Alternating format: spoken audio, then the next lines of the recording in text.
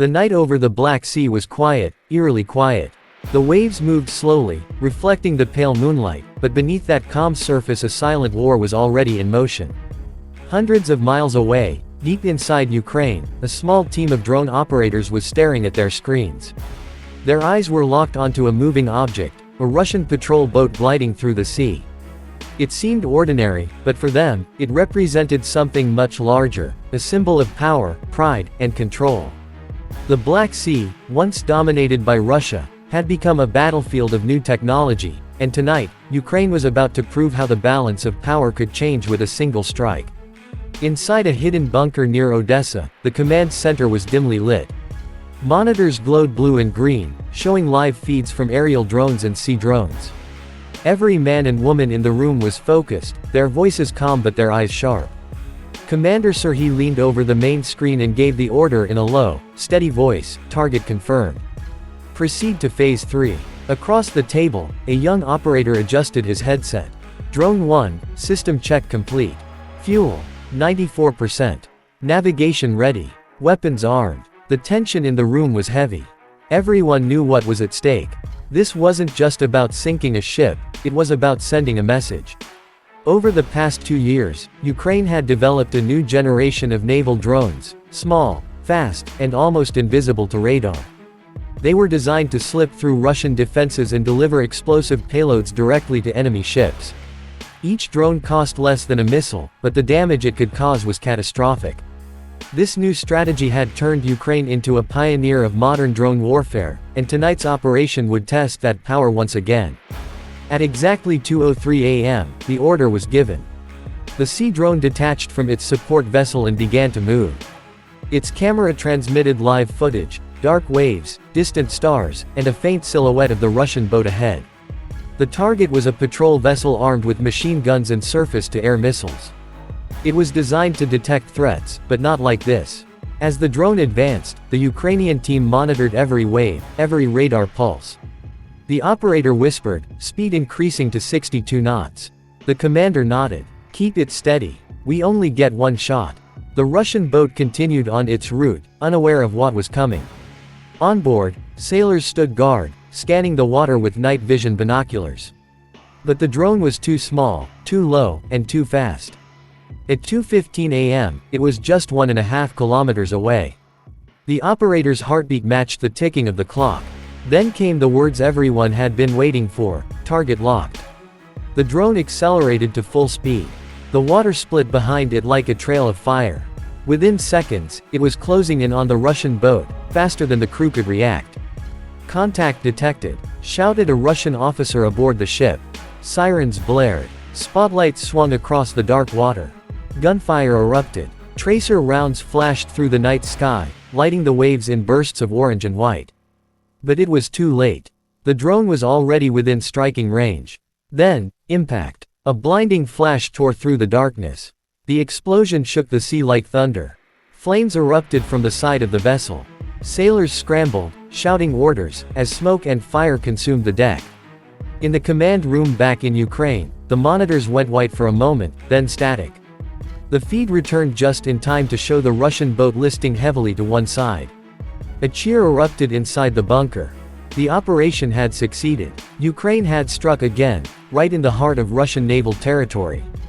Within hours, videos began appearing online. Grainy footage from the drone's onboard camera showing the final seconds before impact. Social media exploded. Ukrainian drones hit another Russian ship, one headline read, "Russia loses control of the Black Sea," said another. In Moscow, the defense ministry tried to control the narrative. They claimed the ship had suffered minor damage, and that enemy drones were destroyed. But satellite images told a different story, smoke still rising from the wreckage, rescue boats circling the area.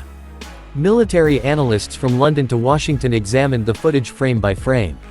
They confirmed what Ukraine already knew: the strike was devastating. It wasn't just an attack, it was a turning point. Ukraine's use of drones had changed naval warfare forever.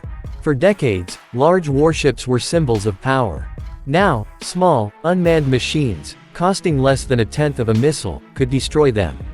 This wasn't the first time Ukraine had used sea drones. Earlier that year, several Russian vessels had already been damaged in similar attacks, including one in Sevastopol harbor, the home of the Russian Black Sea Fleet. Each success added pressure on Moscow, exposing the vulnerability of its navy. What used to be considered impossible, striking heavily defended ships deep in enemy waters, had become routine. International experts started calling Ukraine's drones the sea ghosts. They could travel more than 600 kilometers, guided entirely by satellite and remote control, carrying hundreds of kilograms of explosives. They were fast, silent, and nearly invisible. Even when detected, they were incredibly hard to stop. For Russia, the message was clear: the Black Sea was no longer theirs. As dawn broke over the horizon, the flames on the damaged ship began to fade. Rescue operations were underway, but the loss was undeniable. Dozens of crew members were missing, and the ship was left crippled. Russian media remained silent for hours, while Ukrainian officials released only a short statement: another successful operation by the defense forces of Ukraine. In the following days, analysts around the world dissected every second of the footage. The drone's camera had captured not just the strike but also the shockwave that followed. Engineers noted the precision: the hit had landed exactly where it would cause the maximum structural failure. This was no random attack, it was the work of experts who understood both technology and strategy. Behind the success lay months of preparation. Ukrainian engineers had spent sleepless nights improving the drones' guidance systems, making them more resistant to jamming.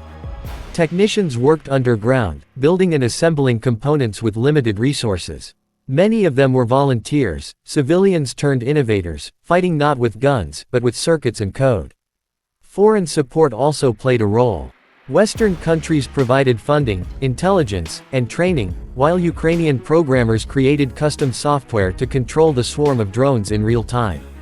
The combination of ingenuity and desperation had turned Ukraine into one of the most technologically adaptive militaries in the world. The Russian response was swift but uncertain. Within days, warships were pulled closer to their ports. Defensive barriers were built around naval bases, and radar systems were recalibrated. Yet, despite these measures, Ukrainian drones kept coming. Each new attack seemed smarter, faster, and more precise than the last. For Russia, it was a psychological blow. The Black Sea Fleet had long been a symbol of dominance, the pride of Moscow's military power. But now, even the most advanced vessels lived in constant fear of what might be lurking just beyond the radar. In international waters, merchant ships began altering their routes. Insurance companies raised premiums. Fishermen stopped going out at night. The Black Sea, once a highway of trade and travel, had turned into a zone of fear. Back in Ukraine, the success brought both pride and pain. Each operation carried immense risk. Many drone operators never saw the results of their missions. Some drones vanished mid-journey, lost to enemy fire or electronic interference. But those who succeeded knew that their actions were shaping history. A few weeks after the strike, Ukrainian President Volodymyr Zelensky made a brief but powerful statement. "Every drone we launch," he said, "is not just a weapon, it is a message. We fight for freedom, and even the sea will not be silent." His words echoed across social media, shared millions of times. The world saw not just a military operation, but a symbol of resistance. Meanwhile, intelligence reports confirmed that Russia had moved several of its remaining ships further east, away from Ukrainian range. For the first time in decades, parts of the Black Sea were effectively under Ukrainian control. The war had entered a new phase, one not fought by tanks or jets, but by machines guided from screens hundreds of miles away. Experts call it the dawn of autonomous warfare. What happened that night, the strike on the Russian boat, was more than a victory. It was proof that innovation could overpower tradition. A small, agile force could challenge a mighty empire through technology, courage, and precision. As the months passed, Ukraine's drone program expanded even further. Sea drones began operating in coordinated swarms, sharing data with aerial drones and ground stations. Each mission was smarter than the last. Artificial intelligence helped plot the most efficient attack routes, and new versions of the drones could even return after completing their mission. Russia, on the other hand, struggled to adapt. Its vast navy was built for old wars: massive ships, large crews, heavy weapons. None of it mattered against something they could barely see. The more they tried to defend, the more unpredictable Ukraine's tactics became. The strike became a symbol for the entire conflict, a lesson to the world that warfare had changed forever. Military schools began studying it, analysts wrote papers, and generals took notes. The question was no longer who had more ships, but who could think faster, innovate smarter, and strike first. That single night, when a small drone cut through the dark waves and hit a massive Russian warship, marked a turning point not just for Ukraine, but for global military history. The footage of the explosion, replayed countless times across news channels, carried a silent truth: the era of traditional warfare was fading.